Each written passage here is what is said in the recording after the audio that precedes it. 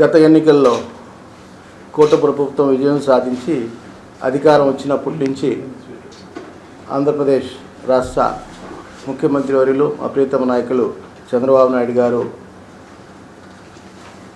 AP అభివృద్ధి లక్ష్యంగా నిరంతరం ముందుకు ఈ రాష్ట్రాన్ని తీసుకెళ్తున్నారు. ఎన్నికల్లో ఇచ్చిన హామీలు ఒక్కొక్కటిగా నెరవేరుస్తూ అందులో ప్రధానంగా పేదలకు పెన్షన్ పెంచారు, అన్నా క్యాంటీన్లు తెరిచారు, ల్యాండ్ టైటిలింగ్ యాక్ట్ని కూడా రద్దు చేయడం జరిగింది, ఉచిత ఇసుక విధానాన్ని తెచ్చారు, చెత్త పన్ను రద్దు చేశారు, గంజాయిపై ఉక్కుపాదం మోపారు, ఎర్రచందనం స్మగ్లర్ని పూర్తిగా అరికట్టడం జరిగింది, శాంతి పద్ధతిని అదుపులో పెట్టారు, భారీ పెట్టుబడుల దిశలుగా ఈరోజు రాష్ట్రం ముందుకు వెళ్తున్నారు. రైతులకు ధాన్యం కొనుగోలు చేసి 48 గంటల్లో రైతు ఖాతాల్లో జమ చేయడం జరుగుతుంది. అదేవిధంగా రైతు భూ సమస్యలపై రెవెన్యూ సదస్సులు పెద్ద ఎత్తున నిర్వహిస్తున్నారు. అదేవిధంగా గ్రామ సంస్థలు కూడా సమస్యలను నిర్వహించేందుకు పెద్ద ఎత్తున సభలు నిర్వహిస్తున్నారు.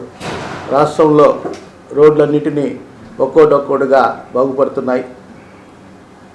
రాష్ట్ర రాజధాని అమరావతి కూడా పనులు మొదలయ్యాయి. పోలవరం పరుగులు పెట్టబోతుంది.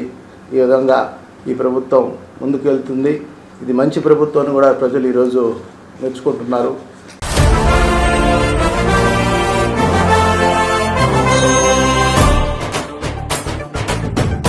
అభివృద్ధి అంటే నారాయణ, నారాయణ అంటే అభివృద్ధి.